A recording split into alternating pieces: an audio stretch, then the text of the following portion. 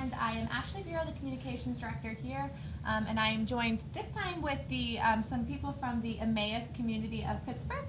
To my right, I have Butch Santacola, and then we have Michelle Benasuti, and also we have Karen Jacobson. So hi everybody, thank you for coming. Thank you for having us. Just a little rundown of everyone's background. We have Butch is the Emmaus Capital Campaign co-chair, and then also he is a family member of a resident. So he's been through the process of putting a family member or giving a family member into Emmaus, and he can talk about that a little bit later. Michelle actually is a resident of Emmaus, and she's going to talk to us a little bit about her experience as a resident and how she likes it there. And then we have Karen Jacobson, who is the executive director of Emmaus, and she'll talk to us a little bit more about the programs and everything that they have there. So just to start off, we are going to talk about what is Emmaus, and if Butch, I think you're going to give us a little rundown on that. Well, I think I'm going to turn that over to Karen. So I'm Karen Jacobson. I'm the executive director of the Emmaus community. Emmaus was founded in 1989 by parents, Lorraine and Ken Wagner, who raised 4 children. Their youngest daughter, Cece, has a developmental disability, and as she was entering into adulthood, they saw that there was going to be a need for someone to care for her when they were no longer able. So they brought together friends and family and others to meet and discuss how they might make residential homes, permanent homes, long-term care possible for her. And that's when we met Butch. That's right. Fascinating story. I mean, this is a group I fell in love with quickly. We had searched for Michelle for some time, a possible place where she could stay and go to, someplace where it was really warm, like a home. And we didn't find anything we really liked. We said Michelle was going to stay with us. And then out of the blue, in our church bulletin at St. Margaret Mary, there was a little clip about this group that was meeting in Pittsburgh, and I happened to be free that evening. And so I went to the meeting. That's when I first met Karen. This was, 25 years ago or so. Almost. And I fell in love with it. I came back, my wife April said, well, what do you think? And I said, it's the nicest group of people I ever met. And that's how we got involved. It was from there, Michelle stayed a couple times, and we loved it. It's a home. Yeah. Michelle, do you remember the first time you visited with us at Emmaus? No. You remember staying in respite? Yeah. And Some of them. Some of it? What did you think when you first came to stay for a visit? Yeah. What did you think? Thought they were going to be nice. And were we nice?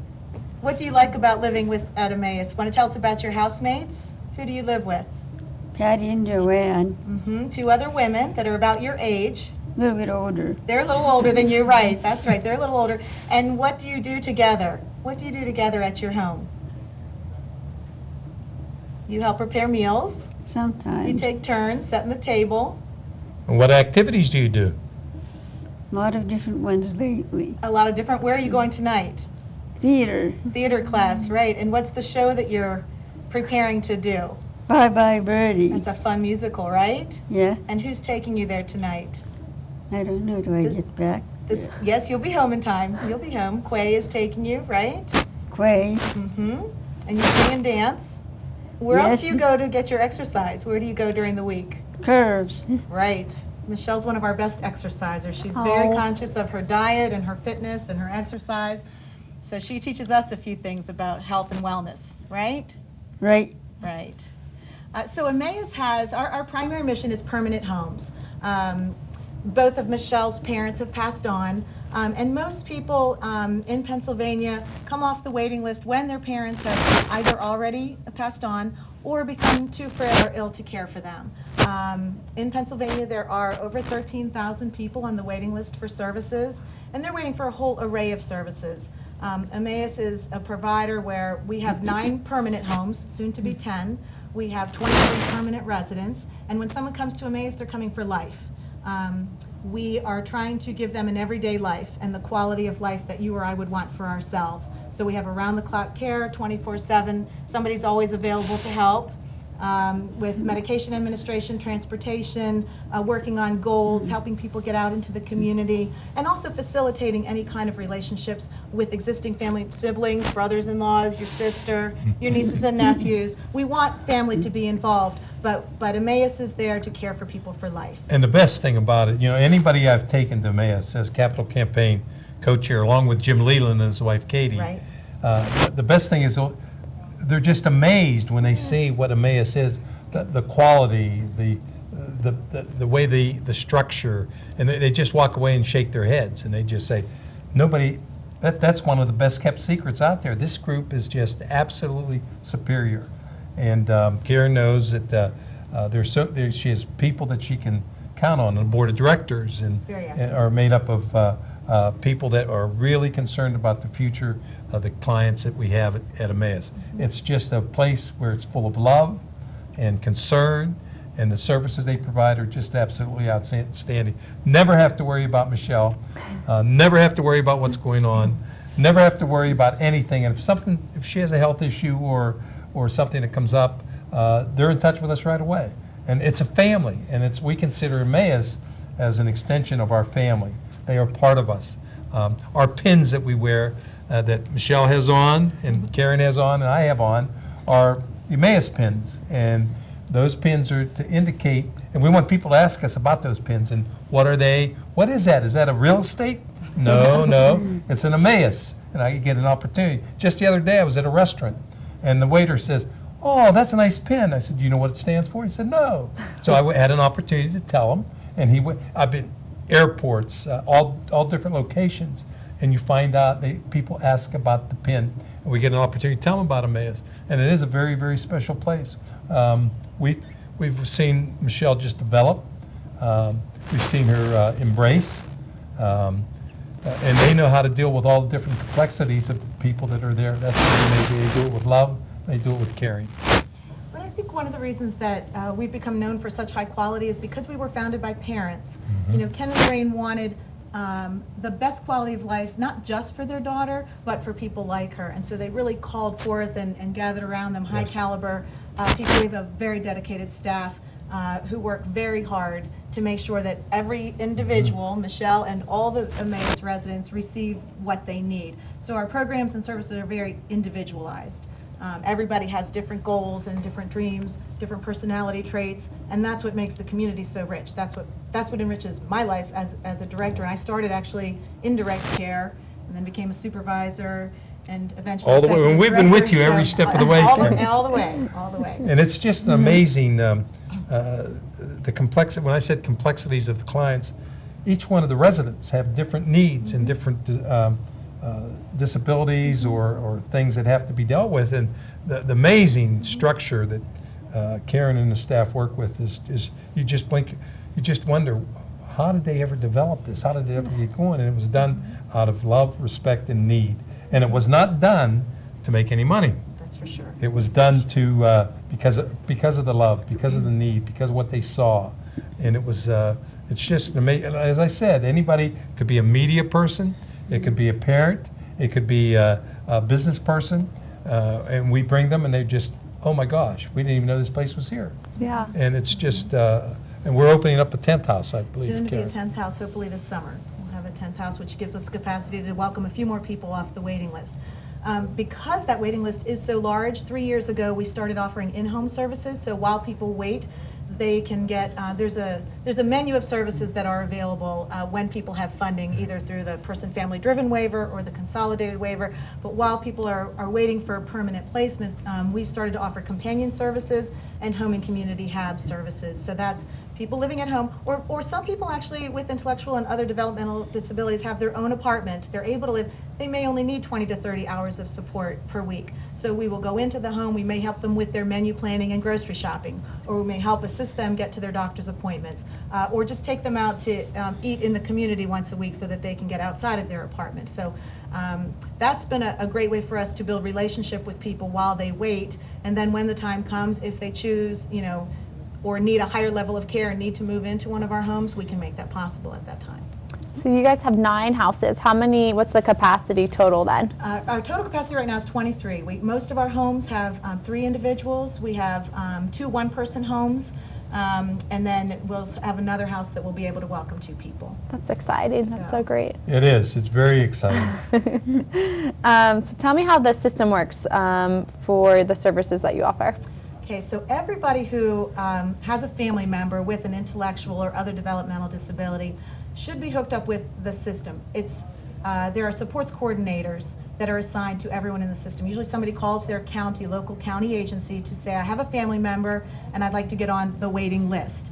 Then they are given their choice of supports coordinators, and the old term was case manager. So you get assigned a supports coordinator who really becomes the individual's broker of services, and they will meet with you and find out what is it that you need. Do you need OT, PT, residential, special therapy, respite, whatever their needs are. They create a plan then, an ISP, an individual support plan. Then the supports coordinator will work with the family and with the county and the state. The state now manages the waiting list. The state manages the 2 waivers that I talked about, the consolidated waiver and the person-family driven waiver. The PFD waiver is capped at $30,000. That's typically for people that are still living at home and maybe only need a day voc program or transportation and a little bit of respite and a little companion. So that's capped at $30,000. The consolidated waiver is uncapped. So that is designed to meet whatever the needs are identified in the plan. Funding is supposed to be there. It's Title 19 money. It's through Medicaid basically, and individual budgets are built around that. Then what happens, because there's only so many waiver slots available at any given time at the state. For example, I believe the governor's budget this year allows for about 800 to 850 of the 13,000 to get waiver slots and then to begin to get services. Yeah, So it takes time. It takes time. It took- people can be on the waiting list a very, Long very time. long time. And that's the unfortunate part, because some people wait too long. Yeah. Wait too long for their loved one. We have a And- lot in place Yeah. in our society for children that are school-aged. Right. So, we have special ed and a lot of entitlements. Then they turn 21, and there are no entitlements. Yeah. And so that is why the waiting list is so large, and that's why people do wait sometimes longer than a decade. Right, for and services. it takes a long, long time. And Karen raises an issue where, at 21 it ends, services, I mean, there's such a need for it to go beyond that. And of course, it's economic, and it's political, and this is not a very political group. This is a group that's concerned about the welfare of the people that they serve and their mission. And we don't have a political arm of an organization. We just do what we can within the system by going through what's available to them. And that's why we spend money raising money at our various events, so that they have money to operate on. And we wish it could be bigger. We've been very fortunate in some of the events we've done. The Kentucky Derby that's coming up, our gala, is coming up on Kentucky Derby Day. 7th And, 7th at the Doubletree, everybody's invited. You Yes, can go on our everyone's website. invited. Yep, buy a table, it's really good. It's just a great event, and it's a fundraiser. There'll be good things to be auctioned off, and you can do things that are to help the community by participating in it. And all of our residents participate, Yes, right, they do. Michelle? We get out our hats and fancy dresses, and what do we do at the gala? What do we do? A lot of dancing. Dancing. A lot Yeah, of there we dancing. go. We are a dancing There we group. We go. know how to have Dancing. fun. We work hard, we play hard. That's Yes, good. work hard, play hard. When the fundraising is so important because Yes. there's never enough, because it is primarily Medicaid funding, that's a reimbursement system. So we provide the service, we bill, we wait, we get paid. To open the next house and the next house and the next house, or to supplement residents who don't have enough of their individual funds for socialization and activities in the community, we have to fundraise to sort of stay. If we want to expand, Right. we rely on individual donors, corporate partners, the foundation community, which is very generous here in the Pittsburgh area. But without fundraising, we can't grow. Let Right. me just say that if anybody is viewing this show, or when I don't know whether you're going to show it again or not, but anybody that's viewing this show, if they want anybody to talk to them about Emmaus within the community in Moon, I'll be glad to do that. Karen will also come out, and we have staff that'll come and talk to them Right. regarding the value of Emmaus, why they should participate, and why they should consider donating to Emmaus. It's it's a fabulous, makes you feel good too.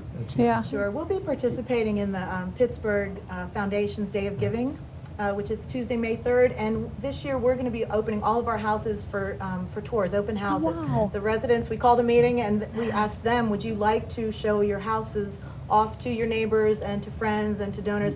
And they thought that was a great idea, right? It was unanimous. Everybody agreed to do that. So from noon to 7 on May 3rd, we'll be That's opening neat. our homes. That's really cool. Because unless you have a family member, there's still a lot of uncertainty and unknowns about what is a group home. And we've really gotten away from that. We call them community living arrangements. We, the system, we call them homes. You know, our homes are just very nice, aren't they, Michelle? Yes. Everybody has their own bedroom. Their own bedrooms. Their own bedroom, and they're just very individually appointed. We eat family-style meals. Yeah. That's another thing about Emmaus. We take our name from Scripture. So Emmaus is a New Testament story where after Easter, right, Jesus is walking on the road toward the town of Emmaus, and the disciples don't recognize him until they sit at a table and break bread. So for us, we are literally breaking bread together at mealtime, family-style Yes, we are. meals. But really, it's a walking the road of life together, and it's a sharing of lives. When we break bread, we're talking about recognizing the dignity and worth of each individual and valuing their gifts and their talents. It's truly a home. I Yeah. mean, anytime you go, we took Michelle was with us for Easter, and we went back on Easter night, and her two roommates, Patty and Joanne, are just like family. I mean, even for us, we go in, Joanne says, I need a kiss. And they are like family, and that's the amazing thing about this. I mean, they're embraced as family, they participate as family, they are family.